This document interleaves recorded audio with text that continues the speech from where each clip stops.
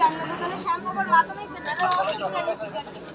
প্রথমত আমি একটি অপটিক্যাল গাইড তৈরি করেছি, আর যার রেঞ্জ হচ্ছে 10 কিলোমিটার, এবং এটির কাজ হচ্ছে আমাদের দেশের মধ্যে যদি অন্য কোনো দেশের বিমান কিংবা হেলিকপ্টার প্রবেশ করে তাহলে সেটাকে শনাক্ত করা এবং সেটাকে ধ্বংস করার ব্যবস্থা গ্রহণ করা। আমরা এখানে শেখার জন্য একটি সফটওয়্যার তৈরি করেছি। আমাদের এর রাডারের সামনে যদি কোনো উন্নত বস্তু যায় তাহলে সেটি আমাদের সফটওয়্যার প্রদর্শন করবে। এবার এর পরবর্তী প্রজেক্টটি হচ্ছে আমাদের এই প্রজেক্টে Why it is Al-Qassam? G Why it is Al-Qassam?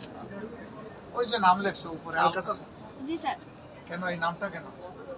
Sir আমি তৈরি করছি এবং আমার নামে স্যার এটা নামকরণ ও করছি। তোমার নামে? জি স্যার। মাশাআল্লাহ। এরপরে চালাও, হ্যাঁ বলো। স্যার আমাদের পরবর্তী প্রজেক্টের নাম হচ্ছে রোভার আলমিরাজ, এবং যার কাজ হচ্ছে চাঁদে বিভিন্ন ধরনের তথ্য সংগ্রহ করা এবং লেজার কমিউনিকেশনের মাধ্যমে পৃথিবীতে থাকা কম্পিউটারে প্রেরণ করা। এবং এই রোবটটিতে আমরা একটি 180 ডিগ্রি অ্যাঙ্গেলের নাইট ভিশন ক্যামেরা ব্যবহার করেছি, যেটি চাঁদের বিভিন্ন ধরনের তথ্য সংগ্রহ করবে এবং লেজার কমিউনিকেশনের মাধ্যমে পৃথিবীতে থাকা কম্পিউটারে প্রেরণ করবে। যেহেতু আমরা চাঁদে কোনো ধরনের ফুয়েল বা জ্বালানি পাবো না, সেজন্য আমরা এখানে সোলার প্যানেল ব্যবহার করেছি, যেটি চাঁদে সূর্যের আলো পাওয়ার সঙ্গে সঙ্গে আমাদের এই রোবটটি চার্জ করবে। এছাড়াও আমরা আমাদের এই রোবটটিতে ড্রিল মেশিন, স্পেক্ট্রোমিটার সব বিভিন্ন উপাদান ব্যবহার করেছি।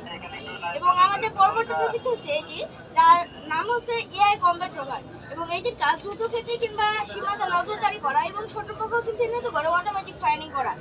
আমাদের এই প্রজেক্টে সেনাবাহিনী বর্ডার গার্ড তারা ম্যানুয়াল ভাবে নিয়ন্ত্রণ করতে পারবে, এবং এটি বাস্তবায়নের মাধ্যমে সেনাবাহিনী বর্ডার গার্ড তারা সেফ জোন থেকে যুদ্ধ পরিচালনা করতে পারবে।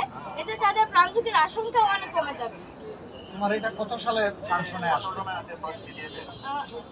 স্যার যখন বাস্তবায়ন করা হবে তখন স্যার বাংলাদেশে কখন বাস্তবায়ন হবে বলে তুমি আশা করো? স্যার যেদিন গাড়ি বললে উঠবে সেদিন স্যার। আমি এইটাই চাইছিলাম তোমার কাছে।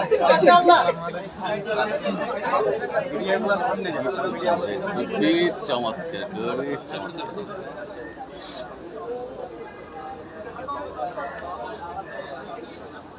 আচ্ছা